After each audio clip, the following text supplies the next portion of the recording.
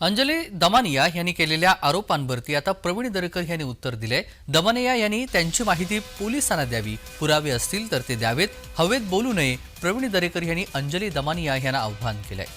बीड हत्या प्रकरणी राज्याचे मुख्यमंत्री देवेंद्र फडणवीस यांनी संबंधित आरोपींवरती कठोरात कठोर कारवाई करण्याचे आदेश दिलेले असताना अंजली दमानिया यांच्याकडे जी माहिती उपलब्ध आहे ती त्यांनी पोलीस प्रशासनाला द्यावी, हवेत बोलू नये असं आव्हान प्रवीण दरेकर यांनी दमानिया यांना दिले।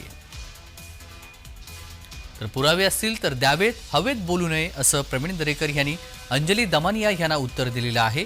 राज्यामध्ये भीड हत्या प्रकरणी राज्याचे मुख्यमंत्री देवेंद्र फडणवीस यांनी संबंधित आरोपींवरती कठोर कारवाई करण्याचे आदेश दिलेले आहेत, तर दुसरीकडे अंजली दमानिया यांच्याकडे जी माहिती उपलब्ध आहे ती त्यांनी पोलीस प्रशासनाला द्यावी, हवेत बोलू नये असं प्रवीण दरेकर यांनी म्हटलंय।